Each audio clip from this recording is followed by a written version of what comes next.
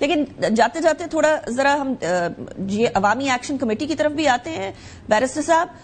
وہاں prime minister Peoples party کے ہیں آزاد جموں کشمیر کے اندر, اور آپ لوگوں کی اور پیپلز پارٹی کی مل کر ایک کمیٹی گئی ہے جس نے جوائنٹ عوامی ایکشن کمیٹی کو رام کرنے کی کوشش کی ہے. کل یہ خبر آئی ہے کہ ان کو کالعدم قرار دے دیا گیا, ان کے اسپیسیفک لوگوں کو اسپیشلی.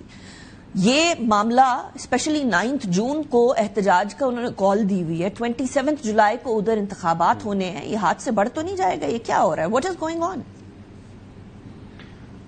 دیکھیں, اس کو انڈرسٹینڈ کرنے کے لیے آپ کو تمام تر جو جوائنٹ ایکشن کمیٹی ہے اس کی جو احتجاج ہے, اس کی جو ڈیمانڈز ہیں اور اس کے ساتھ جو حقیقت ہے وہ دیکھنے کی ضرورت ہے. کیونکہ یہ تو نہیں ہو سکتا کہ آپ انتشار پھیلانے کے لیے یا عوام کو جو ہے یرغمال بنانے کے لیے آپ احتجاج کی کال دے دیں.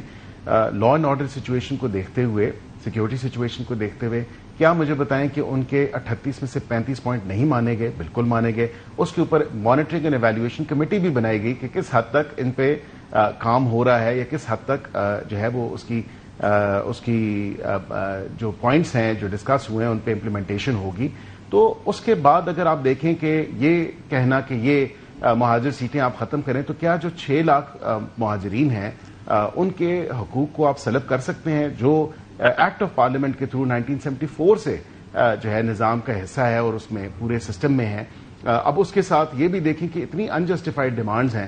یہ اس کے تانے بانے تو کہیں اور ہی ملتے نظر آ رہے ہیں. کہاں ملتے ہوئے نظر آ رہے ہیں؟ مذاکرات کے لیے وہ آگے نہیں بڑھ رہے. جب اتنی ہائی پاورڈ کمیٹی جو ہے وہ گئی, تمام تر مذاکرات کیے, تمام تر چیزیں سیٹل ہوئیں, تو اس پہ پھر انگیجمنٹ نہ کرنا اور تھریٹ کرنا اور کہنا کہ ہم جو ہے وہ احتجاج کریں گے اور ہم بند کر دیں گے, تو ایسا نہیں ہونا چاہیے. یہ تو میرے خیال سے میں آپ کی طرف واپس آتی ہوں بیرسٹر صاحب, اس کو ٹو کیا جا رہا ہے. میں ایک تو مجھے یہ بتا دیجیے گا, پہلے ذرا کلیئر کر دیجیے گا کہ کہیں اور سے تانے بانے مل رہے ہیں کا کیا مطلب ہے آپ کا؟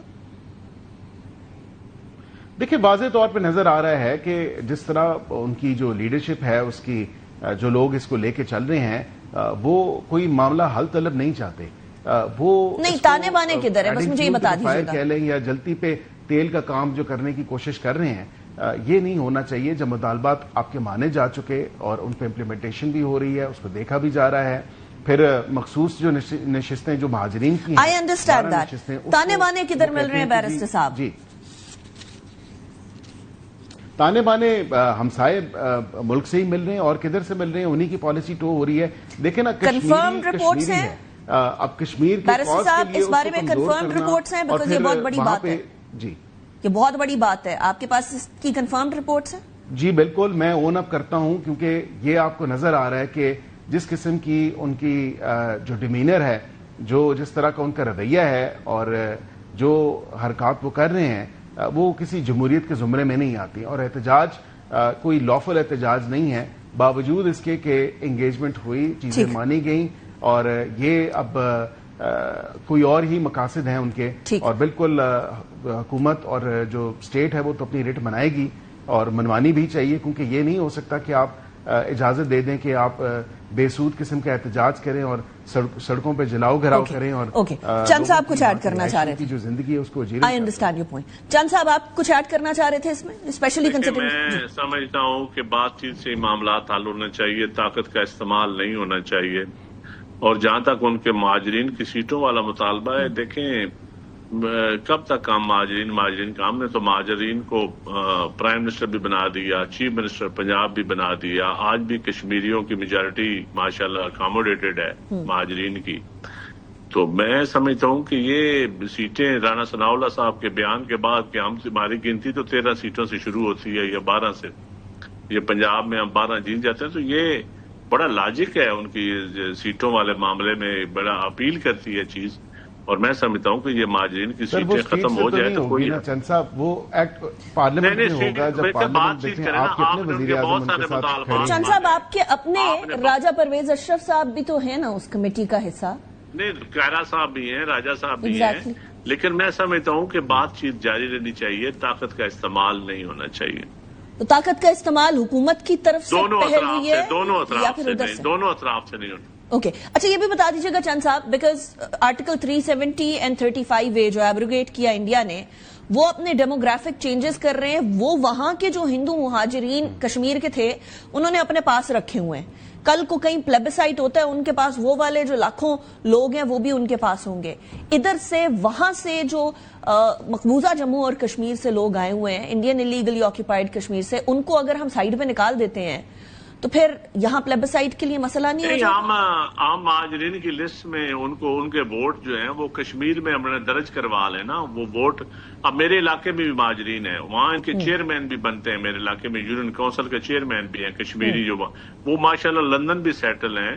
ڈوئل نیشنلٹی کی بھی ان کو اجازت ہے کشمیر میں بھی اور لندن میں بھی.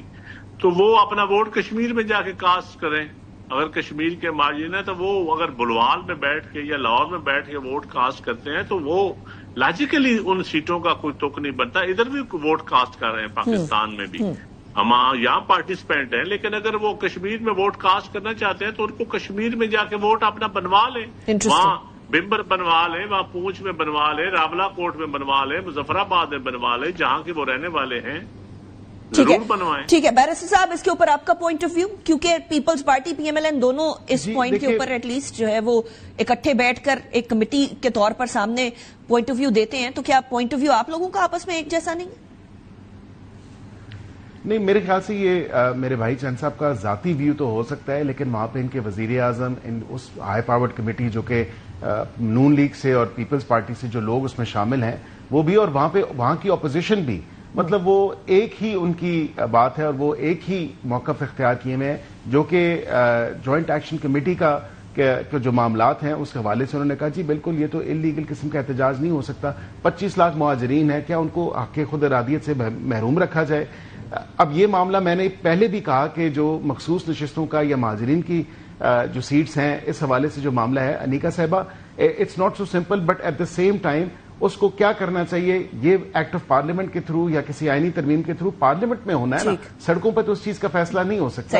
یہ انڈرسٹینڈ کرنے کی ضرورت ہے, اور میرے خیال سے وہ کمیٹی اور وہاں کے وزیر اعظم جو پیپلز پارٹی سے ہیں اور اپوزیشن اور حکومت, وہ ایک پیج پہ ہے اس معاملے میں. صحیح, چند صاحب اگری کر رہے ہیں کہ سڑکوں کے اوپر نہیں, قانونی طریقے سے. جاتے جاتے بیرسٹر صاحب, I can not leave this question, 28ویں ترمیم کب آ رہی ہے؟ چند صاحب بھی بیٹھے ہوئے ہیں, آپ نے ان کو بھی منانا.